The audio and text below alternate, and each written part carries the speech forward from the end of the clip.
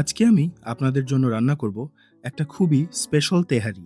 Special বলছি কারণ আমার তেহারি আজকে একেবারেই সাদামাঠা হবে না। সরিষার তেল আর ঘরে বানানো তেহারি মশলা দিয়ে এই রেসিপিটা আমি করে থাকি। আমার বাসায় সবসময় এই তেহারি মশলাটা রেডি থাকে, যাতে যখন ইচ্ছা তখনই আমি এই রেসিপিটা করতে পারি। আজকে সেই মশলা আর তেহারি বানানোর পুরো প্রসেসটাই আমি আপনাদের সাথে শেয়ার করব। আমি Mahfuzur Rahman. Welcome to my channel the Rasoi king. তেহারি বানাতে যা যা ইনগ্রিডিয়েন্টস লাগছে দেখে নেই। ছোট করে কাটা গরুর মাংস নিচ্ছি ১২০০ গ্রাম, চিনি গুঁড়া পোলাওর চাল ৭০০ গ্রাম, নিচ্ছি পেঁয়াজ কুচি, ছোট গোল আলু ৩০০ গ্রাম, আদা বাটা, রসুন বাটা, জিরা গুঁড়ো, ধনিয়া গুঁড়ো, সরিষার তেল, গুঁড়ো দুধ, কাঁচামরিচ, কেওড়া জল, ৩টা তেজপাতা, লবণ আর তেহারি বানানোর স্পেশাল গরম মশলা। এই মশলায় থাকছে লবঙ্গ ১২ থেকে ১৪টা, দারচিনি ৫ গ্রাম, এলাচি ৫ গ্রাম, সাদা ও কালো গোলমরিচ হাফ টেবিল স্পুন, কাবাব চিনি ১০-১২টা, জয়ফল ১টার ৪ ভাগের ১ ভাগ, অর্ধেকটা স্টার অ্যানিস, শাহি জিরা হাফ টিস্পুন, একটা কালো এলাচি, শুকনো মরিচ ৫টা, জয়ত্রী ৩ গ্রাম। একটা প্যান গরম করে মশলাগুলো আমি লো হিটে একটু টেলে নিব, সামান্য স্মেল বের হয়ে আসা পর্যন্ত। শাহি জিরাটা সাইজে ছোট হওয়ার কারণে এটা পুড়ে যাওয়ার পসিবিলিটি থাকে। আমি গরম মশলা টালার শেষে চুলাটা বন্ধ করে জিরা অ্যাড করে থাকি। জিরাটা প্যানের হিটেই টালা হয়ে যাবে। শাহি জিরা অ্যাড করার ২০ থেকে ৩০ সেকেন্ডের মধ্যেই আমি মশলাগুলো চুলা থেকে নামিয়ে নিব। একটু ঠান্ডা করে আমি ব্লেন্ডারে মশলাগুলো গুঁড়ো করে নিয়েছি। ট্রাস্ট মি, স্টোর বট তেহারি মিক্সের সাথে ঘরে বানানো মশলার তুলনাই হয় না। আমার সব প্রিপারেশন শেষ, রান্না শুরু করছি।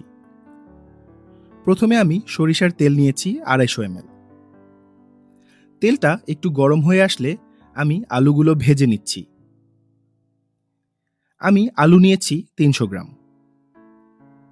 আলুগুলো হালকা কালার চেঞ্জ হয়ে আসা পর্যন্ত ভেজে নিব।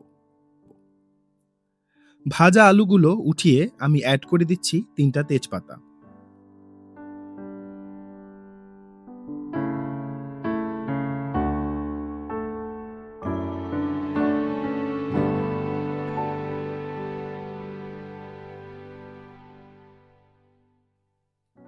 তারপর আমি অ্যাড করে দিচ্ছি ২০০ গ্রাম পেঁয়াজ কুচি। পেঁয়াজ ৩-৪ মিনিট ভেজে নিতে হবে।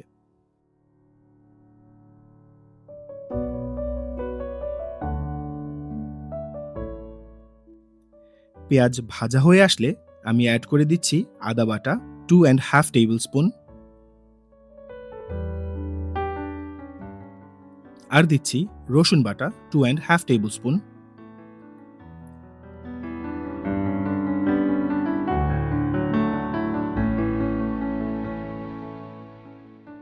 আদা রসুন পেঁয়াজের সাথে কিছুক্ষণ কষে আমি অ্যাড করে দিচ্ছি ১০ থেকে ১২টা কাঁচামরিচ। আবারও কষে নিব ২-৩ মিনিট, কাঁচামরিচের ঝালটা যাতে বের হয়ে আসে। তারপর আমি অ্যাড করে দিচ্ছি মাংস। এখানে ১২০০ গ্রাম মাংস আছে।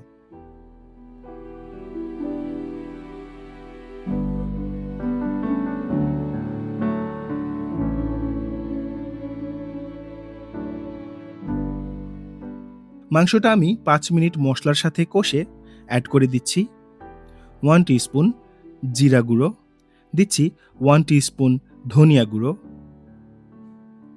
সাথে দিচ্ছি আমাদের প্রিপেয়ার করে রাখা তেহারি মশলা, আর দিচ্ছি পরিমাণ মতো লবণ।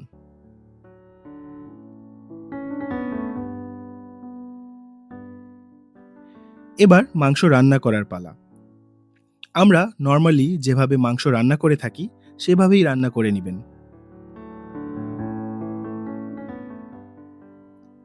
মাংস প্রথমে ভালো মতো মশলার সাথে কষে নিতে হবে।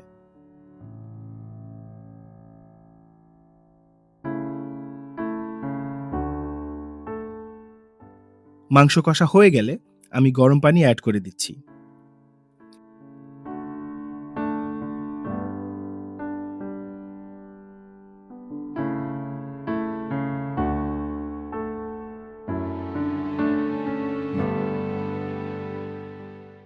ঢেকে ভালো করে মাংস সিদ্ধ করে নেবেন। খেয়াল রাখবেন মাংসে যেন কোনো পানি না থাকে। তেল উঠে আসা পর্যন্ত রান্না করবেন।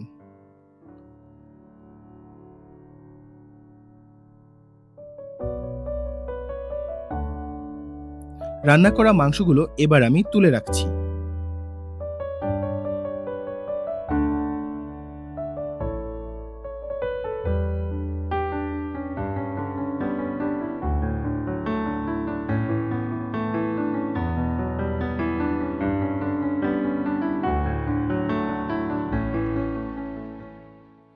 সাথে তুলে নিচ্ছি অর্ধেকটা মশলাও। বাকি অর্ধেকটা তেল মশলা আমি রেখে দিচ্ছি চালটা রান্না করার জন্য। এবার এই তেল মশলার মধ্যে আগে থেকে ধুয়ে পানি ঝরিয়ে রাখা চালগুলো দিয়ে দিব। এখানে আমি চাল ইউজ করেছি 700 গ্রাম।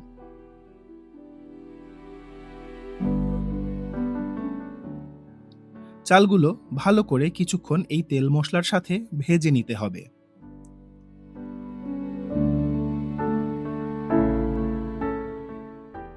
ভাজার সময় আমি চালের জন্য পরিমাণ মতো আবারও লবণ অ্যাড করে দিচ্ছি।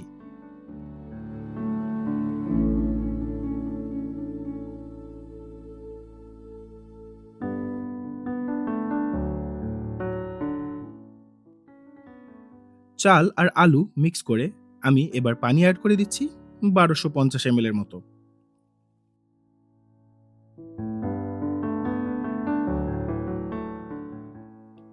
এবার চালটা রান্না করার পালা।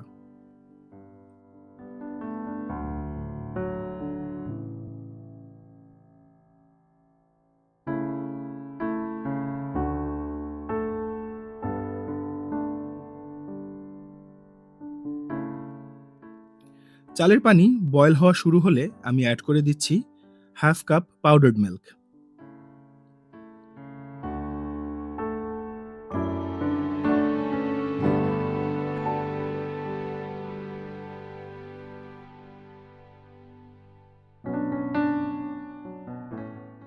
ভালো করে মিক্স করে আমি অ্যাড করে দিচ্ছি আরও 8-10টা কাঁচামরিচ।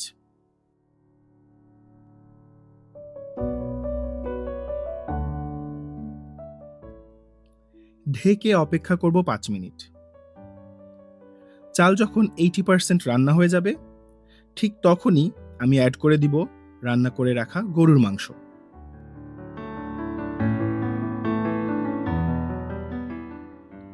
এবার সবকিছু একসাথে মিক্স করে দিব।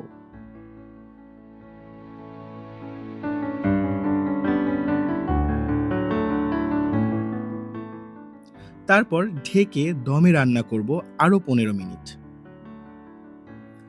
সব শেষে দিয়ে দিব আরও 8-10টা কাঁচামরিচ আর 8 থেকে 10 ফোঁটা কেওড়া জল।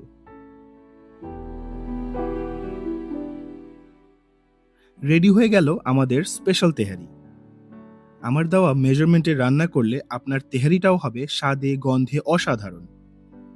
রেসিপিটা ভালো লাগলে আমাকে কমেন্ট সেকশনে জানাতে ভুলবেন না। আরও সুস্বাদু রেসিপি পেতে এখনই আমার চ্যানেলটা সাবস্ক্রাইব করে ফেলুন। আজকে এই পর্যন্তই। সবাই ভালো থাকবেন।